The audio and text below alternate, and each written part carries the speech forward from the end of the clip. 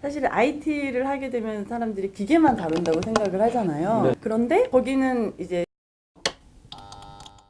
채용 트렌드 2020 저자 윤영돈입니다. 오늘은 업종 트렌드에 관련된 이야기해줄 게스트를 모셨습니다. 네, 안녕하세요. 저는 차은영 대표라고 합니다. 현재 12년차 감성역량개발센터에서 이제 리더십 코치로 활동을 하고 있고요. 요즘 블라인드 채용 면접 관련해서 면접관 활동을 하고 있어서 여러분들 만나 뵙게 되었습니다. 반갑습니다. 네. 네. 그러면 이제 각 업종별로 자기소개서나 면접에서 어떤 방식으로 어필을 했을 때 가장 네. 기업에서 선호하는 인재로 나타날 수 있을지 네. 그런 부분들 좀 집중해서 말씀을 해주실 거예요. 예를 들면 점점 우리가 은행에 쉽게 얘기하면 은행에 가는 일이 좀 적어지잖아요. 네. 맞아요. 그 은행에 안 가고 뭘 할까요, 대신에? 수수료 없이. 그러니까 네. 그럼요. 바로 이렇게 그 하는 맞아, 것들이 맞아. 굳이 우리가 은행에 가지 않아요. 그저 나이 드신 분들만 같이 해요. 네, 나이 거의 드신 진짜 그러다 보니까 은행에서도 다른 영역 쪽에 일을 넓히는 거죠. 파이낸스라던가 이런 부분들로 이제 역량을 넓히기 때문에 네. 아무래도 금융기관에서도 뽑으려는 인재상이 예전처럼 막 짧은 시간 안에 일을 빨리 해내고 숫자 계산 잘하는 사람이 아니라 금융에 대한 상당한 지식이 있어야 네, 그런 것들이 가능한 시대로 조금 바뀌고 있죠. 그래서 금융 쪽에도 보니까 자격증도 준비 되게 많이 하더라고요, 사실. 맞습니다. 사실은 이제 네. 곳에서 이제 면접관 네.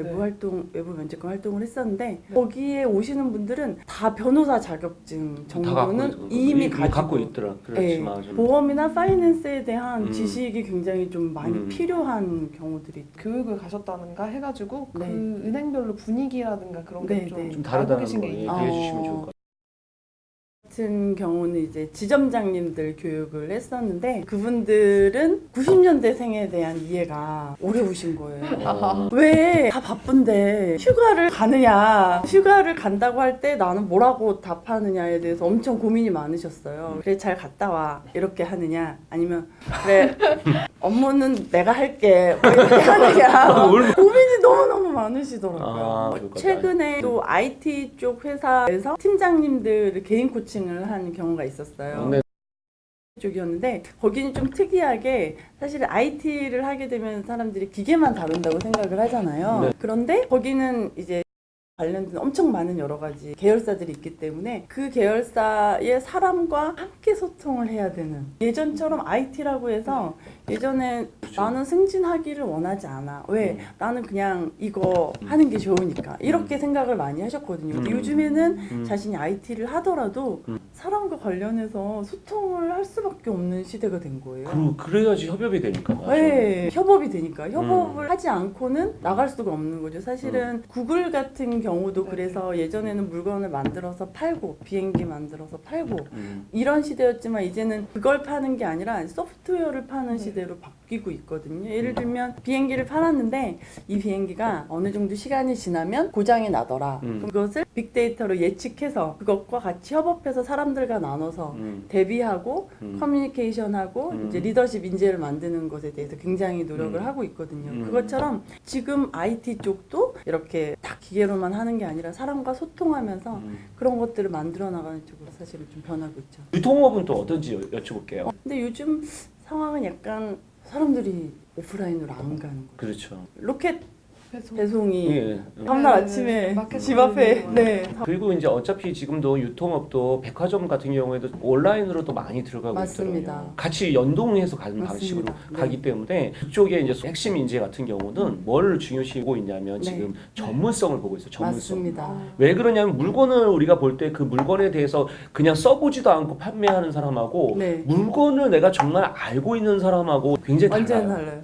제 헤어스타일리스트 분도 자기가 일단 머리가 예뻐요. 어. 그러니까 내 머리를 해주면 잘하겠지. 그럼요. 서비스 쪽에. 네. 예. 누군가를 서비스 한다는 거는 섬긴다는 거잖아요. 아. 취준생들이 약간 착각하는 게 내가 되게 막 90도로 인사하고 무조건 예스 하는 게 좋다고 생각하더라고요. 근데 그건 아닌 것 같아요. 프로페셔널한 서비스, 프로페셔널한 친절. 저희 집이 그런 집 알죠? 들어가는 입구는 지하 1층인데 나가는 데는 1층이야. 약간 이게 언덕이면 예, 언덕, 예. 아시죠? 그렇죠. 기사님들이 차를 이렇게 딱 세워주세요. 그럼 내릴 때 어떨까요?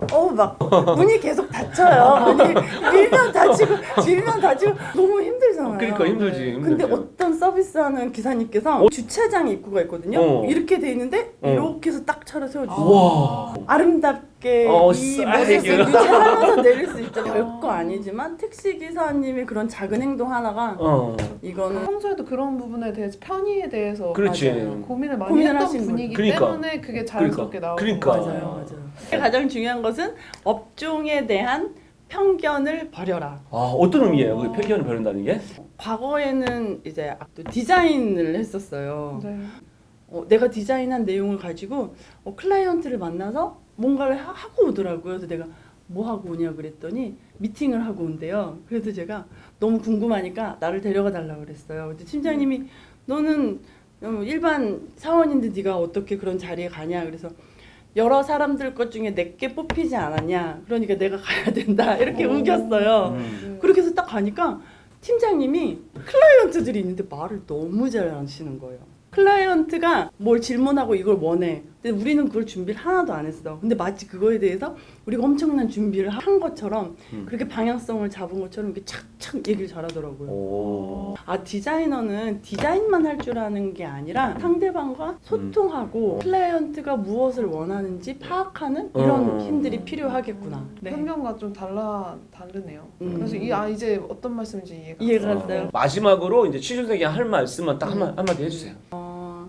일단 단 한 가지를 이야기를 좀 드리고 싶은 건 뭐냐면 하고 싶은 거로 하셨으면 좋겠어요. 아. 제가 지금 하는 일은 10년을 돌고 돌아서 하고 싶은 일을 찾았더니 지금 일을 12년째 하고 있더라고요. 아. 그 전에 10년 동안 회사 다닐 때는 이것도 하고 이것도 하고 이것도 하고 돈 많이 준대 일로 가고 저 회사 강남에 있대 일로 가고 그런데 좋아하는 일을 찾으니까 12년을 하더라고요. 와, 대단하다. 정말 내가 좋아하고 하고 싶고 그리고 그것이 무엇보다도 다른 사람들에게 도움이 되고 동시에 내가 성장할 수 있는 그런 멋진 일을 꼭 찾으시고 행복한 삶을 한번 살아보시기 바랍니다.